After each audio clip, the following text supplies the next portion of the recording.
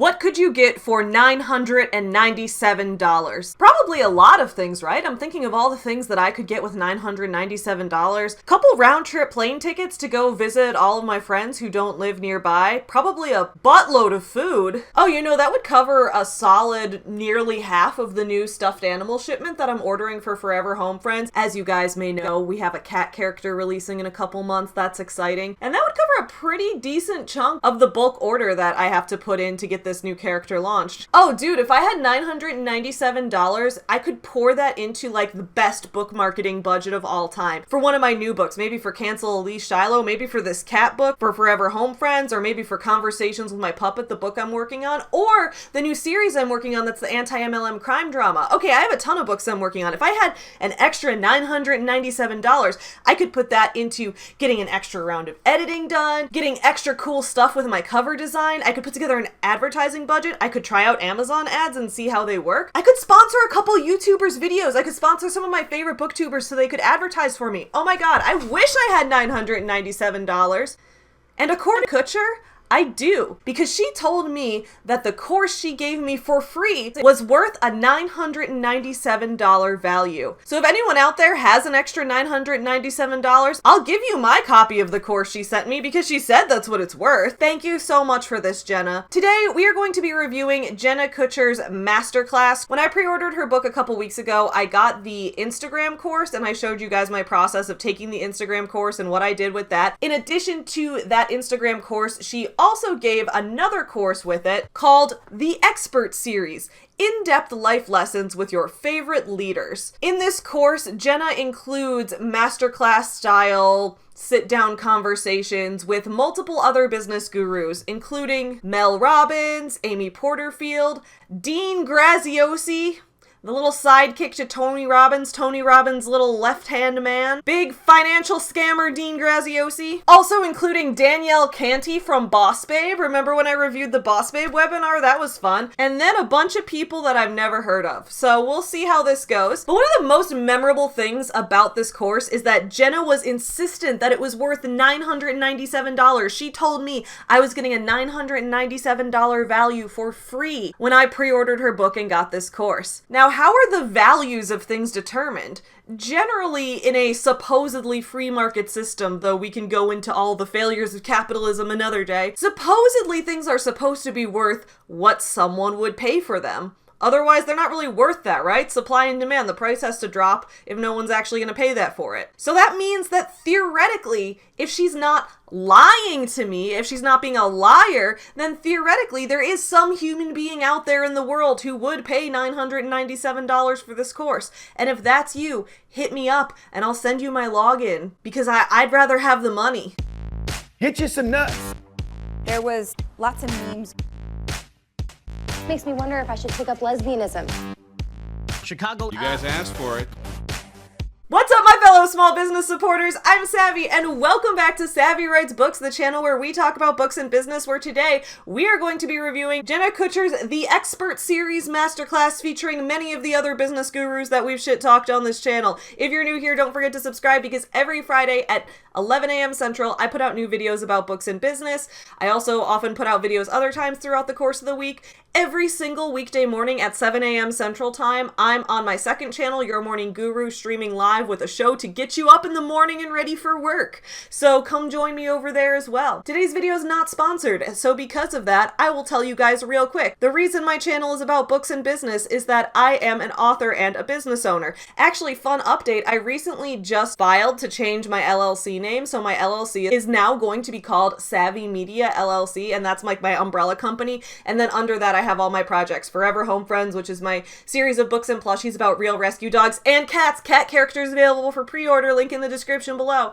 But it includes that, it includes this YouTube channel, it includes my freelance editing work that I do, it includes all the novels that I write, it includes my journalism projects, everything's under one thing now. Oh, it includes the Your Morning Guru show, obviously, and all of my merch, and I think I'm going to start doing American Girl doll customs in the future, so stay tuned for that. Anyway, I have serial entrepreneur syndrome. Maybe I'm problematic like Elon Musk. Who knows what'll happen next? Check out my website, savvywritesbooks.com, which is the home of Savvy Media. That is linked in the description below. But with all of that in mind, let's dive into this masterclass and see what it's all about. Here we go. We are on this course page. This is called the Expert Series. So the first module in this, the first of the 10 lessons, is called How to Ask for Help and Build Community with Mel Robbins. I've covered Mel Robbins on this channel before, and I'm going to be reviewing one of her books, The 5-Second Rule, in the future. I have that book to review, so we'll do a book review on her. And we also did a week on her on Your Morning Guru. Overall summary, I'm not a big fan of her. I think she has a very passionate public speaking style, which means that I can really understand why people are drawn to her. I think she's very high energy, and that energy is absolutely infectious. I can feel her passion for things when she talks about them, and so I get it. I get why people like her. At the same time, I think a lot of the messages that she actually spreads can be really harmful. For example, one of the videos that I've reacted to in my video about Mel Robbins and ableism is when she did a speech talking about how she cured herself of her anxiety using her boss babe type of methods. And, you know, maybe she did find coping strategies that worked for her personally, but the way she presented this information was, I was able to get off of my medication. I don't need to take SSRIs anymore. Whereas, like, for someone like me who has OCD, no coping mechanism could mean I don't have to take SSRIs anymore. It's just, that's not how it works for me. So I thought that spreading that kind of message was harmful because she kind of presented it as, I overcame my anxiety and you can too. I kind of hated that. In addition, she spoke on Eric Worre's stage. You guys remember Eric Worre? I did a book review of his book GoPro on this channel. Eric Worre is the pyramid that encapsulates the pyramid. He is the guy who is training you on how to recruit people into your MLM. So he's recruiting people to train people on how to recruit people into the MLM. It's just a pyramid within a pyramid. It's Russian nesting dolls of pyramids that you open up and there's more the further you go inside. I don't like Eric Worre. He is one of the biggest people pushing multi-level marketing and network marketing as a solution to the issues in corporate America. I absolutely hate the work that he does. And Mel Robbins was more than happy to talk on his stage about how when you want to recruit someone new into your multi-level marketing company, you just need to count down 5, 4, 3, 2, 1 and then ask them. And I was like, stop it. Stop using self-help stuff to try to get people into an MLM. I hate it. So anyway, with that in mind, let's see what she has to say in Jenna's masterclass. Now there are 10 lessons here, and if this is a $997 value, theoretically I should be getting $97 worth of value from this discussion right here. Hey everybody, I am Jenna Kutcher, host of the Gold Digger Podcast and author of How Are You Really? And I am with one of my dearest friends on planet Earth. Hello, Mel Robbins. Tell me who you are. Hello, Jenna. I'm Mel Robbins. I'm a best-selling author and soon-to-be host of the Mel Robbins Podcast, which is launching soon. It's so exciting. So today we're going to be talking about the topic of asking for help, which is actually something really near and dear to Mel and my hearts, specifically in our relationship, but also in business, in community, in all of these things. And I think it's this lesson that we continue to learn over and over and over again. So Mel, what's something that would surprise the audience about asking for help when it comes to you? Is this something that's natural? Is it something that you have to learn? Tell me what it's like in terms of your relationship. Well, I don't know if it would surprise everybody or not, but I fell into the trap for years and years and years of trying to figure things out on my own. Like changing in secret, launching businesses and not telling my friends, feeling like it would be embarrassing if I went to a weekend seminar thing to learn about funnel marketing. Like I literally... I'm not gonna lie, going to a weekend seminar to learn about funnel marketing is kind of embarrassing. Sorry, maybe I'm like over here being the bully who's causing these problems in the first place. Now, on the surface, I completely agree that asking for help is something that we often need to do. And there are a lot of times that people do have too much pride to ask for help.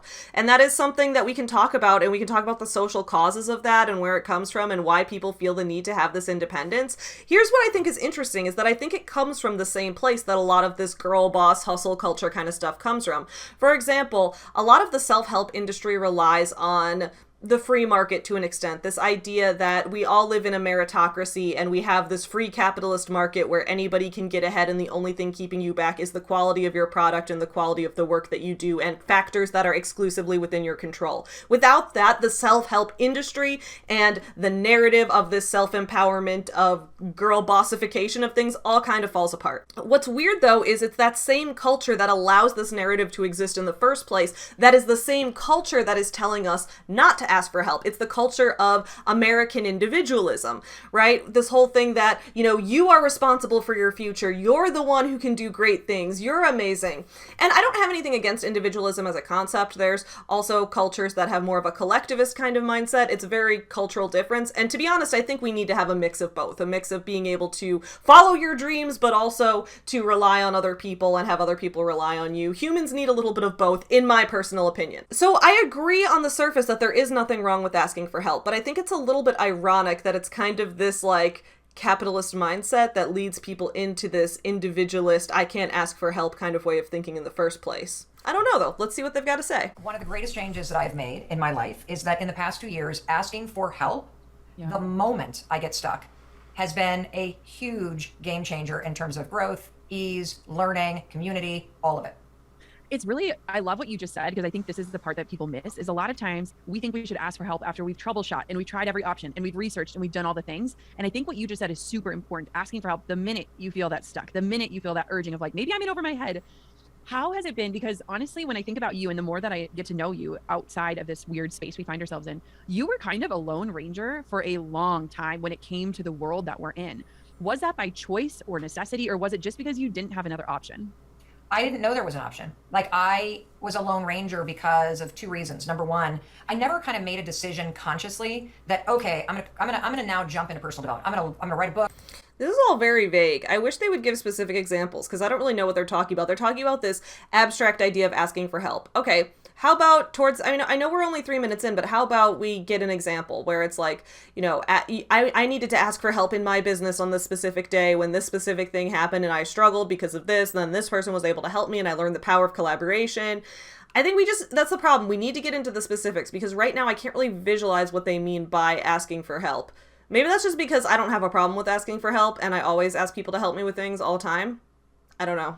But I'm also painfully extroverted in a way that scares you guys in the audience, so I don't know. It really was one beautiful, gigantic accident that happened. I hate when business gurus do this whole thing. I don't even know how I ended up in this industry. It was such an accident. I didn't do it on purpose. Yes, you did. You don't build a giant audience by accident. I know because I've been stuck under 40,000 subscribers forever. I've been trying to get up to 40,000 subscribers for the entirety of 2022. Trust me, building an audience, especially a large audience, is very, very hard work. You don't do it by accident. So I never had a community.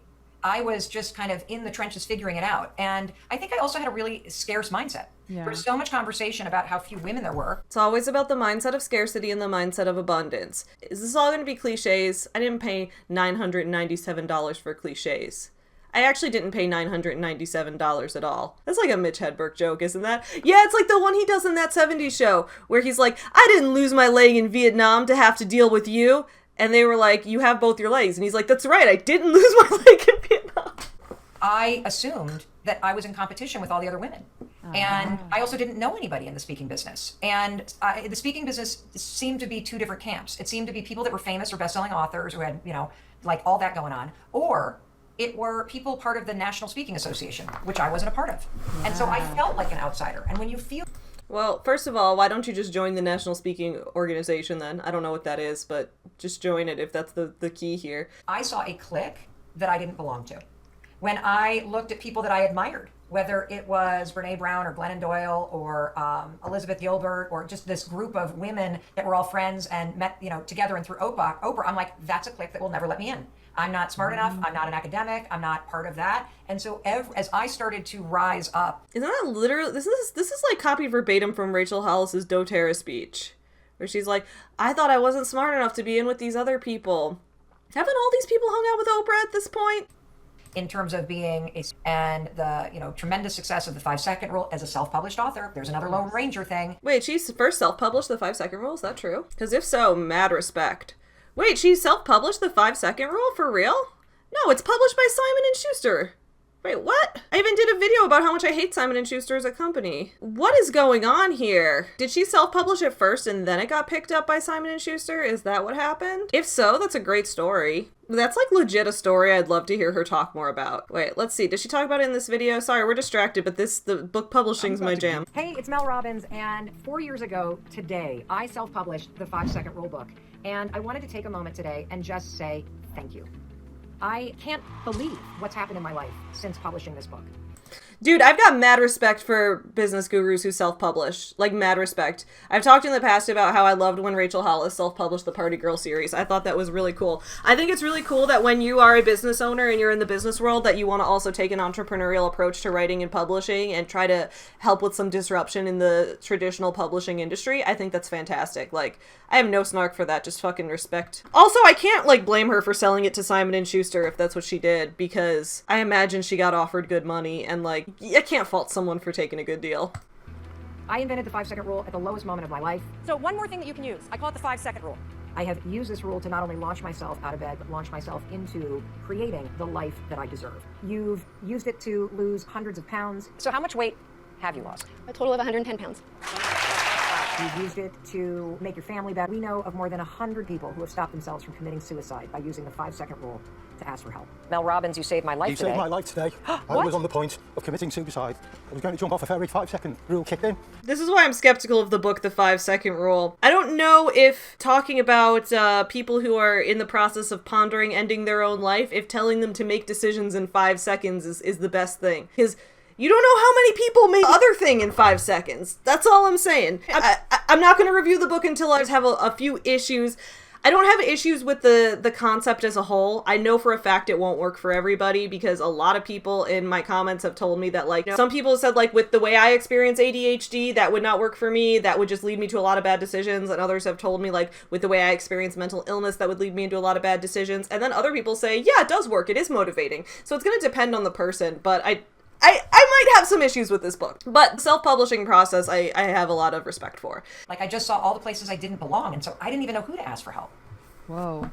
That's fascinating. And I think that a lot of people can relate to this, in that it's like we see community, but we disqualify ourselves from being a part of it. We, like, take ourselves out from being a voice or a piece of it, when really it's like, if we saw community like a puzzle, we could be the missing puzzle piece, but we see all the likeness and we only see how we don't belong. Yeah, like, it's interesting. I want to go deeper because I'd love for you to give me advice. Yeah. So I see this as a big theme in my life. Mm-hmm.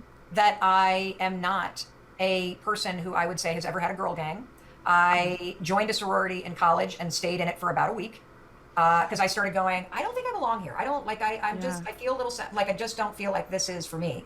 And I think a lot of it for me was what has to do, Jenna, with the fact that, you know, I always say to my daughters, I'm so happy that you don't have a serious relationship in college, because I missed out on girlfriends in high school and in college because I was always in a relationship. And I'm really deeply sad that I have literally one person that I'm close to from high school. You gotta have some balance there, dude. I was in a serious relationship for a while. I mean, I dated Tyler on and off since 2007. We were an on and off again couple for a while. But my point is, you gotta be able to balance having a relationship and having close friendships. I would say I spend a lot of time with my close friends, like a lot of time. And if Tyler doesn't, like, want to go out to party with me and my friends, then he won't, or sometimes he will. Sometimes we do our own thing. Right now he's downstairs playing something. Destiny, maybe? Elden Ring? I don't know. He's playing something downstairs, and that's good for him. Sometimes I'll do different things, like, you know, hang out with my friends instead. You know, my point is, like, you can do things with your friends separate from your significant other, or together with your significant other. It doesn't have to be that deep. I don't know why people act like their relationship and their friendships are, like, I don't know. It's not that deep to me. Maybe I need to start a relationship advice podcast. And I feel like that separateness has really made me lonely. It's made it 20 times harder to build anything. Yeah. It's a huge miss. It's a huge miss for me. And so how do you, if you're somebody who recognizes that I'm a little like Mel, I would rather stay in at night. I opt out. I get to a big party and I kind of feel uncomfortable. Like, and that's only increased, by the way, with my business growing and the fact that I have a public reputation. So, like, even when people would ask me, like, what do you do for a career? I would just be like, oh, it's kind of confusing. It's on the computer, and, like, I do this thing, and, like. We're like a third of the way through this, and I wanted to learn how to ask for help and build community in business. These are supposed to be leaders, like business gurus. And so far, they're just telling me stuff that I should be working on one-on-one with a therapist. If you want to tell me how to find people in my industry and what your best tips are for building those connections, I'd love to hear it. Get back to the part where you wanted to speak on the stages and didn't feel like you belonged in those groups. So how did you get those deals with those conferences? Like, what did you hire an agent? Did you talk to people who are managing events? Did you write them a cover letter? Like, give me some, get on it. Get with the specifics. I don't need to hear this, like, talking about, like, girl cliques in high school and college. Like, we're adults here. And when you think about the heart of my book, like, it's that difference between, like, hey, how are you? Good, busy, fine, you know, kids, to how are you really, where you feel safe enough to answer. It's like giving breath to, like, you might not understand, but let me help you. And I feel like when we are lacking community, there's this part in the book that I keep coming back to, where it says loneliness isn't being in isolation. Loneliness is being surrounded but not being fully known. And I think for a lot of people, we find ourselves in rooms, whether it's our career or even with our family or church or whatever that is, where we're in this room and we're like, nobody even knows who I really am. But instead of placing the blame on other people and saying, why is nobody asking me how I am really? It's like, how can I help to bridge the gap to help people understand? They may not totally get the things that I do. See, if this were just Jenna's podcast, I'd be like, okay, she told me this was a $997 value course. If this was supposed to be just your podcast and you and Mel just want to like shoot the shit and talk about friendship and stuff like that, good for you. On Your Morning Guru, we're distracted like 98% of the time. 97%! 997% of the time we're distracted on that show. But no one's paying for it. I guess technically I didn't pay for this course because it came with the book pre-order, but also like she said it was a $997 value, dude. I think that a lot of times what it sounds like, and I could be totally wrong here, is that in the past you've unqualified yourself from belonging, and so you've just stopped even trying to make yourself belong. Yeah, I think I just like opted out. And that's not true for every area of my life. Like I think back to, you know, seasons of my life where our kids were younger and our kids were all in the same rhythm. And so I had this huge group of female friends when our daughters were really young. And we were together all the time because we were a playgroup, or we would see each other at daycare drop-off, or then they started in school and everybody's playing town soccer. And so you're standing on the sidelines. It was the most social period of my life. I felt like I was back in college because every Friday, every Saturday, there were barbecues, people were together. It was like a squad of 12 couples and kids all over. It was so much fun. And then middle school hit. And all the kids go in different directions and play different sports, and everybody starts to get busy. I'm giving up on this. I don't want any more friendship advice. We're over a third of the way into this. Let me just skip ahead and see if you have any business advice, because I'm really done. I already have friends. I don't trust my decisions right now because Why? Well, I'll tell you why. Because I am in a huge, major life change. We've just sold the house that we've raised our kids in for 24 years in suburban You're Boston. on Earth. You're untethered right now, is what you are. Oh, completely. Okay, you're just talking about your personal lives. How in the world was this a lesson? This is 1/10 of the $997 value. This was supposedly supposed to be worth $97. That was not worth the amount of coffee that I drank to get through it. Let's look at this Dean Graziosi one, because I think Dean Graziosi, Tony's right-hand man, is a scammer. He wants me to invest in myself. Now, let's see what invest in myself means, because investing in yourself is not always bad advice. Depends what you mean by that.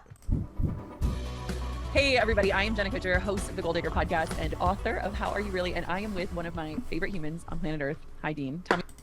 I love Jenna's shirt here. So anyway, I just figured, since Jenna said that Dean was one of her favorite humans on planet Earth, I just thought I don't want to dive too deep into him. I'll do another video on him later on, but I just wanted to show some of the first results on Google. Hey, Jenna Kutcher. You know what? You're one of our favorite people too, and your husband and your amazing children. We were just saying before we went live that you really become like family, and I love watching you grow. I love what you're doing in the book. I love the impact and how you're serving people on such a great level. And I get to see you behind the curtain. And those of you might know, but this girl's obsession is her family and also serving you at the highest level. And pretty much everything else gets a no. And we love you for that. Hey, everybody, if this is the first time we're ever meeting, I'm Dean Graziosi. You know, talking about yourself is weird, but I've been an entrepreneur since I was little. Like we all have. Since at 17, I started cutting firewood, and it's been a great journey ever since. But I've got into the self-education industry about 25 years ago. I've gotten to write multiple New York Times best-selling books and impact people all over the world, and I get to work with amazing friends. How are all these people on the New York Times bestseller list? Just kidding, I know the answer to that. I made a video about the New York Times bestseller list. Check it out, linked up in the cards. At this point, I'm gonna say it's an honor that I've never been on the New York Times bestselling list. Friends like Jenna and so many others, and I'm really excited to have this conversation today. And here's my goal, and I know Jenna's too. In the next 45 minutes, deliver real value to you. And here's what I'd suggest. There's a lot of information, a lot of things coming your way, a lot of things that you're getting because you took action. Here's what I'll tell you. Take notes. Here we go. Okay. Dean's focused at least. Unlike Mel. Mel was just shooting the shit. Dean's focused. He may be a scammer, but he's a focused scammer. All right. Got my journal. We're going to take notes. Because if you take all the information, you feel like, I gotta change everything, my habits, my this, my diligence, my disciplines, and then we get overwhelmed and we fall back to our old routines. So what I'd say is listen today, I hope you love all of it, but if there's 1, 2, or 3 things you're like, oh my God, I gotta do it, then put like 5 stars next to it in your journal and actually do that 1 or 2 things, and that's how you build the momentum for change. Oh my gosh, so good. When I was thinking about like conversations that you and I have had offline that I wish people could listen in on, the biggest topic that I was thinking about is this notion of investing in yourself. And there's this line in my book that says, like, remember, you aren't the risk, you are the investment. And I feel like we've forgotten the art of investing in ourselves. So what's something that would surprise people to find out? I need them to define investing in yourself. Does that mean like taking on debt to go to college? Like, is that an investment that you're doing in yourself? Is that something they mean? Because investing in yourself can mean very different things in very different circumstances. Generally, the overall idea is that you're going to be willing to pay some amount of money in order to, in the long run, better yourself in your own life. So, for example, I think I invested in myself by going to college. I think I invested in myself by, you know, the money I paid to start my business when I got my initial stuffed animal runs done. I got my initial illustrations for the books and things like that. Those were an investment. Well, that was an investment in my business, but as I'm the owner of the business, it's also an investment in myself. And it doesn't have to necessarily be for financial gain, because I think that, you know, when I paid to go to the gym, I'm investing in myself for my own physical fitness, which is something I care a lot about. There's a lot of ways you can invest in yourself that I think make sense. I think the phrase often gets used when people want to manipulate someone into spending money on something that isn't actually going to be beneficial to them in the long run. Like in MLM companies, for example, someone who's in multi-level marketing, network marketing, that kind of thing might say, you know, you have to buy this starter kit to join our company, but think of it as an investment in yourself. You're investing in yourself because you're getting your own business, which is not your own business. People end up getting scammed a lot and end up losing a lot of money and end up not having any real benefit, because they're lied to about these processes of investing in yourself. And based on the fact that it's Dean Graziosi talking about this, whom I do not trust, let's look at scamrisk.com real quick. Dean is currently being prosecuted by the FTC. He's the defendant in a high-profile case. The government claims Dean was involved in a real estate investment scam that defrauded consumers of $400 million. This fraud appears to have lured users to purchase real estate training packages by presenting bogus money-making promises. Dean appeared to be well aware of the hoax and actively advertised the author to others. Of course he did this in Utah. That's where all the MLMs are. Let's see what Dean has to say about investing in myself. I'm not real confident. Here's what I think. I think when people see other people successful, maybe we're meeting for the first time, I feel blessed with the success I've been able to achieve in my life. I've started over 13 companies, and I'll just say I have more success than I could have ever imagined, even remotely. It's 1,000 times more than I would have been there. But simultaneously, if you go back, I struggled big time in school. I never went past high school. I didn't go to college. I had dyslexia. I got out of school with C's and C minuses, right? But what I realized in my mid to late 20s is I didn't understand that is you can invest in yourself with self-education, right? I don't want to go too deep on this, but getting specialized knowledge. And the world is realizing this, right? If you want to learn, and I'm going to digress here for a second, Jenna, so let me just share. My daughter is going into 10th grade. Yep. And I said, I don't want to be like negative on college. If that's what she wants to do, she's a softball player, and she probably could get a full ride playing softball. She's a pitcher, and she's really good. But I said to her, you have 2 options after school. There's no after high school. You can go to college if that's what you want to do. I'll support you. I'll be behind you. I'll come cheer you at your games. And if you decide not school, then this is what might surprise you. I said, that would probably be my choice, but I want you to do what's best for you. But you're going to pick a topic, and here's what you're going to do. There was a time, Jenna, she liked interior design. She loved going into one house and saying, like going into your home, why do I feel so comfortable here? And then she walks in another big house and go, ugh, it feels like a place you don't even want to sit down. And we talked about interior design. She was really young, and she fell in love with it. So I said, she's like, well, how would this work? How would investing in myself or self-education work? Because they kind of know what I do, but sometimes not, right? And I said, I'll give you an example. You can go to college, go through the traditional thing, enjoy it, learn foundation. When you get out, start learning it. Or you can invest in yourself. We can invest in you. And what you'll do is you'll search the country for the top interior designers. And then when you narrow it down to 4 that you look and feel comfortable with, you like their Instagram, you're going to personally write them a letter. And you're going to tell them that you're going to go to work. You would offer your services to work for them for a year for free, but you'll be the best employee they've ever had.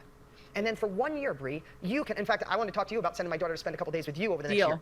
I'd love that. Okay, this whole method here is very weird. I have mixed feelings, because I want to say up front that I don't think going to college is the best choice for everyone. It is a choice that everyone should have financial access to if it's the choice that they want to make. And I think that there are tremendous benefits to going to college, the least of which being that, yes, it sucks that the world is this way, but there are a lot of employers out there who are going to value people who have a college degree. And studying, if she wants to study interior design, that's a college degree that you can get. I'm guessing the fact that her dad is rich from scamming people is why theoretically she could go and work for someone for free for a year, because most people can't afford to work for an entire year for free. I think what he's talking about here is this idea of like an apprenticeship. And I don't have anything against apprenticeships. If you're learning from someone who is a professional in this field and they're there to teach you things, oftentimes getting hands-on experience on the job can be just as valuable, if not more, than what you're going to learn in a classroom. So I can understand that. At the same time, there's no guarantee that this is going to work. I think going to trade school may be a good option in those cases, going to schools for those kind of things. Dean Graziosi sells a lot of like personal development materials, books, tapes, those kind of things, courses, especially courses. And people like him, I often notice, having this line of thinking where they talk about investing in yourself, doing the non-traditional path that is in college. And if that means going into an apprenticeship, and if it means going into trade school or going into something like that, absolutely. We don't have to hold college as the only option out there. I completely agree. However, if it's someone who wants to buy something like what Dean's selling, buy courses from a business guru that are not accredited and are only going to be applicable in specific ways because it's specialized knowledge, that's a scam. So it's one of those things you have to watch out. You got to be careful. And I said, what you'll do is you'll spend a year being the best employee they ever had, and you're going to get specialized knowledge on learning how to be the best interior designer on the planet. You'll learn how the look, the feel, the communication. You'll learn to sell. You'll learn to influence. You'll learn to do things in a way that might take you 6 years through traditional education that you can learn in a year. That's your two options. And it was the first time ever my daughter understood what I do for a living. Yeah. I haven't figured out, because I'm smart enough to say, when I don't know how to do something, and I go, how the heck do you do that? How do you get better on Instagram? And how do I make my stuff look as pretty as Jenna? Or how do I create this product? Or how do I run TikTok ads? Or how? Yep. The better word is who. Who's already done it? Yes. So I could go find them and do whatever it takes to ethically bribe them, pay them, spend time with them, work for them for free, give them a check, and then download what they've learned, and that's the definition of specialized knowledge. So the question was, what would surprise people is that I still learn from people obsessively. Today, I have a mastermind going on in the other room about a launch we're working on, and we're going to talk, and we're going to go through and mastermind, and it's people outside of our industry, and I want to learn and collaborate and get this specialized knowledge. So the fastest way, and what I believe is one of my unfair advantages, is that I was not the best in school, and I discovered investing in myself. And it's probably, Jenna, you asked me a question, you're probably hoping for a short answer. No. I'm so passionate about it. Yeah. Literally without self-education, without investing in myself, I wouldn't be the father I am, the husband I am, the friend to you, the leader I get to be for my team, the impact I've made. I'd never be here. So I'm so glad you wrote about it. I'm so glad you shared it. And I want to share it with everyone right now. Give yourself permission to not learn in a traditional way. Yes. And I'm not knocking, not just being all poo-poo, but in some cases, traditional education hasn't kept up. The world is growing exponentially. And traditional education, I heard someone say, the last time I said, I heard someone say, if you grab somebody and brought them back 50 years, right? Or you took somebody from 50 years ago and you brought them into today. They'd be like, you're telling me I could take pictures, I could do this, I could navigate, I don't need math. Oh my God. And then if you brought them into a school, they'd go, wow, the blackboard's now a whiteboard. That's so true. That's not true. I've been to college in the last 10 years and it absolutely does keep up. We would use all different kinds of technology and look at different industry standards in different fields and things like that. And there were also, you can work with career guidance counselors to help you find apprenticeships and internships and things like that. That will help you get that one-on-one training and on-the-job stuff. Plus, when I was in college, I did do like on-the-job type of training. I was a film major, so I worked on college movie sets a lot. We used all different kinds of technology. It wasn't blackboards and whiteboards. This is a gross oversimplification of what education is like. And I'm not saying that college is the thing that every single person needs to do. However, having a college degree can be incredibly helpful in a lot of cases, especially like if you want to do a career change somewhere down the line. There's a lot of places that want you to just at least have a bachelor's degree in something. And there are a lot of foundational things you learn in college as well, including, critical reading and critical thinking in certain ways to break down different arguments, ways to engage with different ideas. There's a lot that you learn that's just foundational to education that isn't specific to on-the-job stuff. And whether or not that's valuable for your future kind of is up to you. It depends on what you value going forward. So it's not a necessity, but it's definitely something to think about. I think he's just doing a really gross oversimplification of going to college versus not going to college. It's not that simple. Wow. Like the whole world, we have more computing power on this than Bill Clinton had in the White House to run the country. But our school system is pretty much the same as my mom and dad and grandparents went to. That depends on what school you go to. And that's also a systemic issue with underfunding for public education.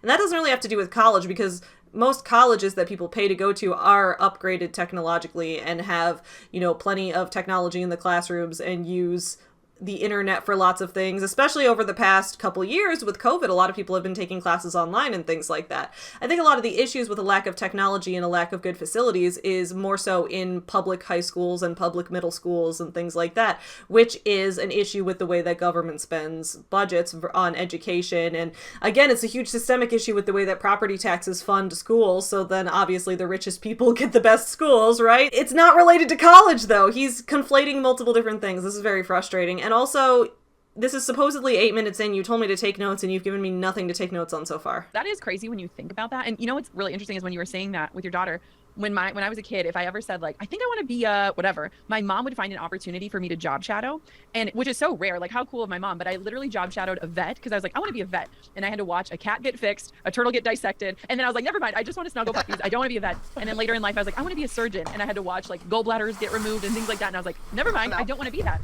But I think one of the things when we look at investing is with a lot of the traditional methods, we'll start doing something thinking that we're going into one thing, and then we recognize like, ooh, this wasn't right, but we stay in that pursuit because of this notion of like identity foreclosure. Like, I've already gone so far, so I might as well just finish it up. I don't want to have wasted 2 years, but then we waste 10 years. Okay, but wouldn't not going to college be a mistake then? Because like, for example, the interior design example, if you want your daughter to spend a year shadowing someone in interior design and doing an apprenticeship with them, and then a few years down the line, she realizes, I actually don't want to go into this field anymore, and I'm not passionate about this, and I want to do something else. Having a college degree would be a better fallback option in that case, because a lot more things would be open to you. For people who are more prone to bet on other people and less prone to bet on themselves, how do you grow the confidence to know that you're making a worthy investment, whatever that looks like? How about we talk about what investing in yourself specifically is about? What does this mean? You've given me nothing to take notes on because we're still not being specific. We're still being vague. Does this get more specific? I'm going to skip ahead again. You're braver. You know this. You're braver than you give yourself credit for. You've already done things that took so much courage. All right, this is fluff. Being satisfied with the identity of where I am now. And if I look in my life, my identity has shifted a lot. And I don't want to say about me, but maybe with you too. Yeah. Okay, when are we getting to the investment advice? I want to hear a scammer give me investment advice. And I think that a lot of times when we look at investing in ourselves, we're so focused on like the want that we miss these opportunities to take in the things that we really need. Do you have any sort of like frameworks or things to decide if something is a worthy investment? What are the frameworks? Tell me the specific frameworks, Dean. I have my notebook. I have it right here. I'm ready to take notes. Yeah, so really, really great points. And what you said is so profound, is most every mastermind workshop, course, ebook, training I've bought, I bought because I thought of one reason. Yes. And I actually got something completely different, and the universe showed up exactly when I needed it. And the universe doesn't show up. That's not how the universe works. The universe is not sentient. The universe is a collection of everything. It doesn't choose to show up. I hate when people do this. Here's what I take.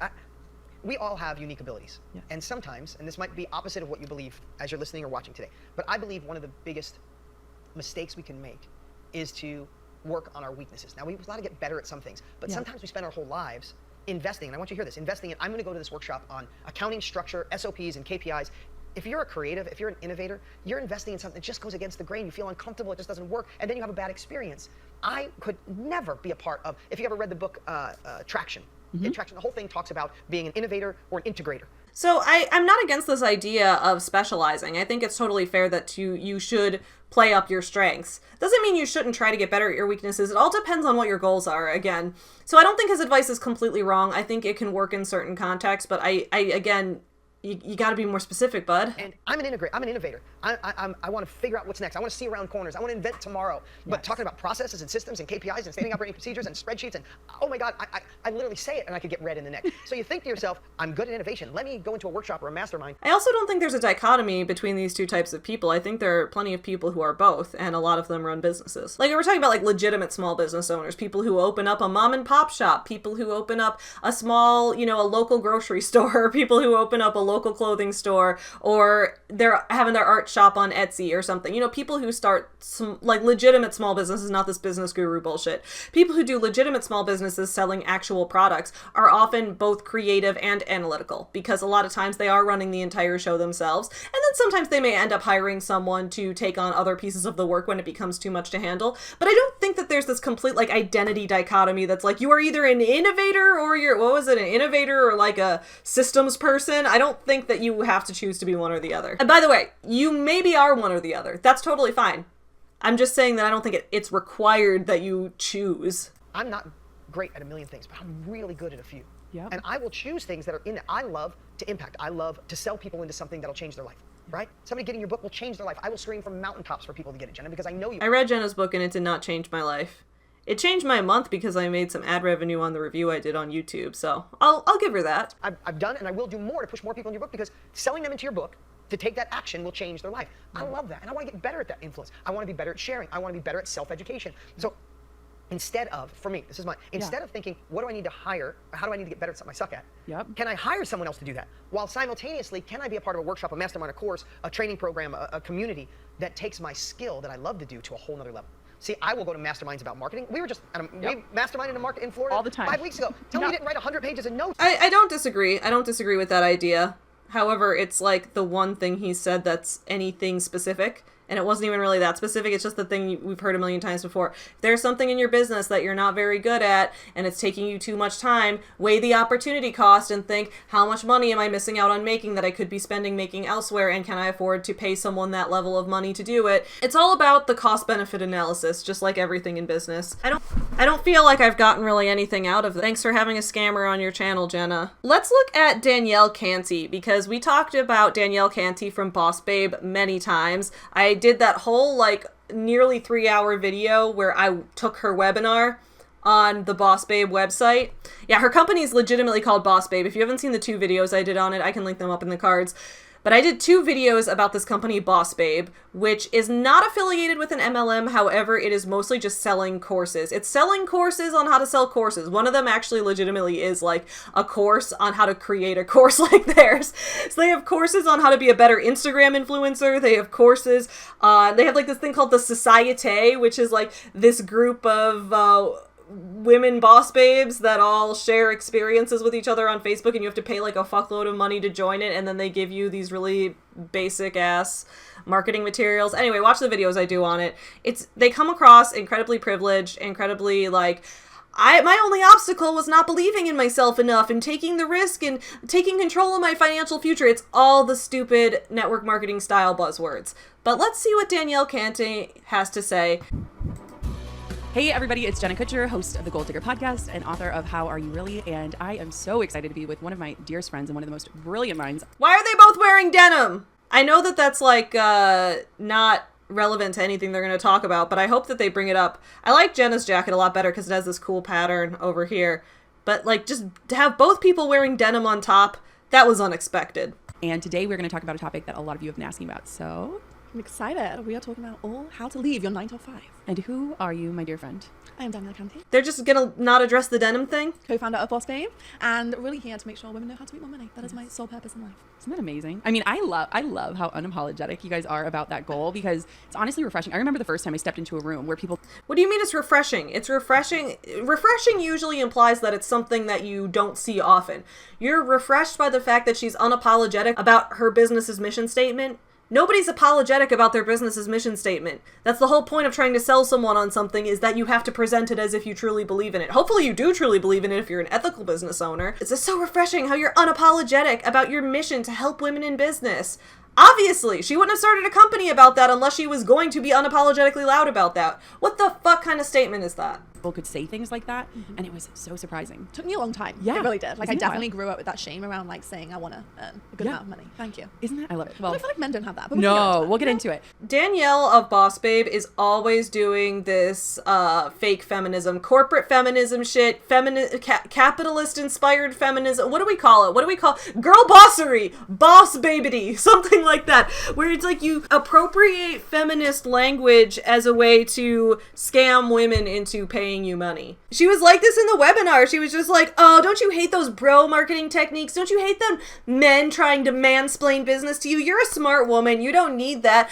You can have a community of other women explaining business to you, and you only have to pay me $997 for it. So it's literally like appropriating feminist language in order to sell something to women and make money from them. It's really gross. Also, men do have emotional issues around money as well. It usually is tied to whether you grew up with financial insecurity in your life. It's not as much of a gender thing about wanting to make money. A lot of it comes from financial insecurity. We are facing a time where they're calling it the Great Resignation, where thousands upon thousands, even into the millions of women are leaving the workforce. Nearly 1 in 3 women are looking for another job or looking to leave their current job. And I think that's super exemplary of like the world.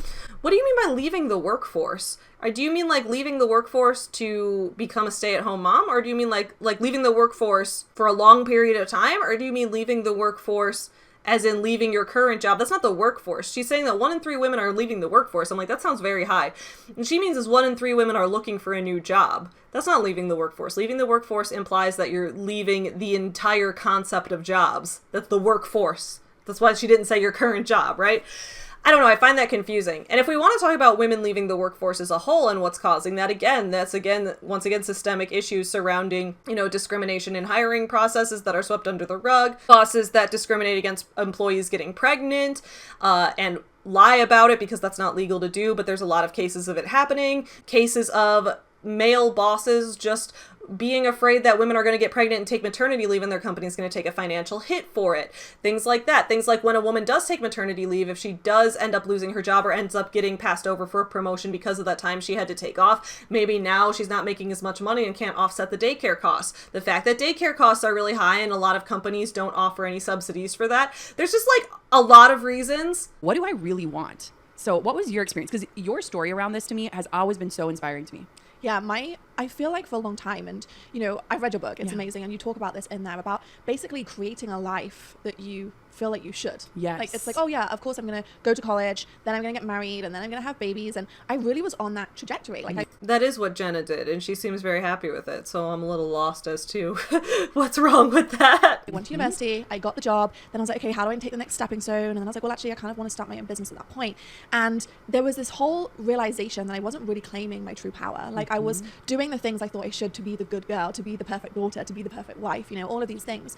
And I really found myself in 2016, like I built a career in chiropractic. So, just like you do at school, they ask you in the UK particularly, like, hey, what do you want to be when you grow up? They're asking you at like 16 what you want to do for the rest of your life. And at that point, I just really wanted to help people. And that...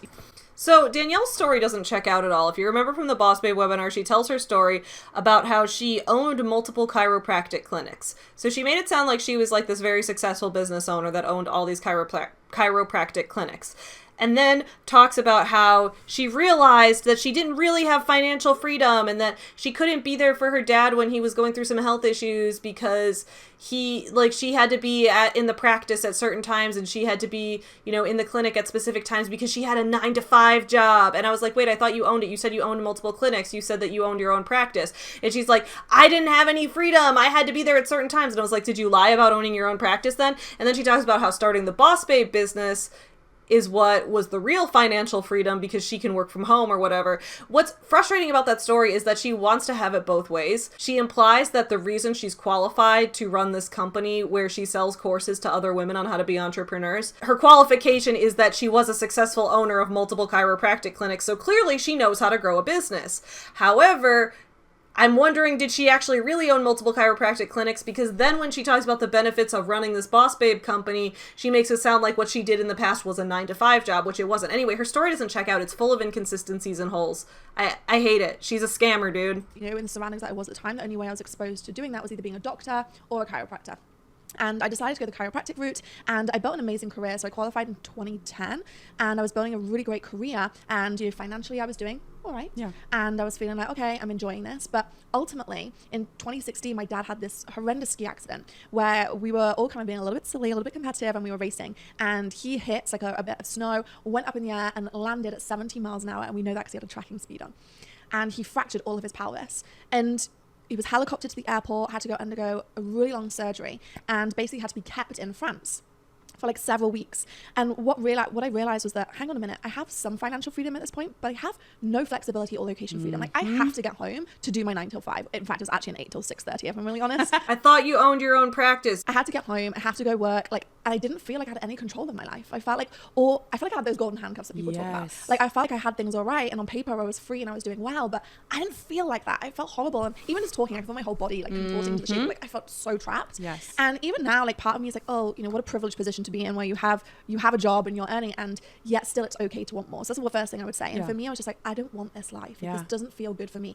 And the reason I had this flash forward, which was like, wow, if this is happening now, when my dad has had this accident at this age, what is this going to be like when I have kids? What is this going to be like when my parents get a little bit older and I don't have that flexibility to go and see them because I didn't live near them either.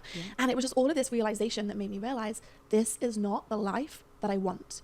And it was about realizing that in my heart was different to what the life I've been living, because the life I've been living was the picture book, the book that I thought the 2.4 children life that I thought I was supposed to create. And my reality was that didn't make me feel good and I wasn't enjoying it. So how could I actually change? I'm very confused on what's going on physically in this area right here. Are Jenna and Danielle are not in the same room, are they?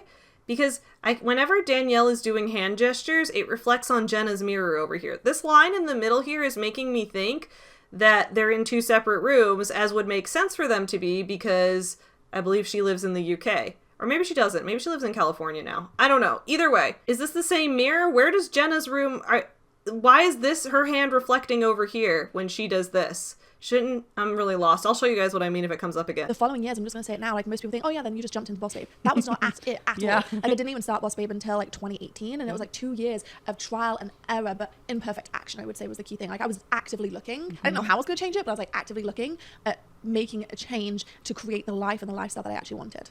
Did you ever have this idea of identity foreclosure? Meaning you had built this identity, you had gone to school, you had studied this, you were known in... Yes, look at that. See, Jenna just did a hand gesture and it reflected in Danielle's mirror over here. What is happening with this? Maybe it's just because it's later at night when I'm recording this, but is my brain just off? I had a big leg day today at the gym and I might just be a little exhausted. I can't tell what's going on over here. If someone can visually understand what's happening, please let me know, because it's messing with my head. Are they actually in the same room? Because if they are, why is there a divider here? What is going on? What is going on? Is it one of their cameras reflecting or something? In the world of chiropractic, you had your practice, you had all of... Yeah, see, look at Jenna's hand reflector. What is happening? Did the thought of like closing the door... There it is. I can't focus on this anymore. This is bullshit. I can't focus on this because I'm so distracted by their hands in the mirror. What is even happening? So based on those 3 things we looked at alone, I would say this course is definitely not worth $997. Where Jenna got the $997 value from, pretty sure it was her butthole. I'm pretty sure that's where she got it from. She reached deep into the anal cavity and yoinked out the $997 number. That is where every single business guru gets it from their anus. So what did you guys think of this course? Let me know in the comments below, and even more so, let me know if you can figure out what the fuck is going on with that mirror, because it's gonna drive me insane. I will see you guys again next week. Next week we're gonna have some more Boss Babe book reviews and some more videos about all of this kind of business guru bullshit, so get ready for that. In the meantime though, please continue supporting small businesses. Have a fantastic start to your weekend. Bye! Hit you some nuts. There was lots of memes. Makes me wonder if I should take up lesbianism. Chicago. You guys asked for it.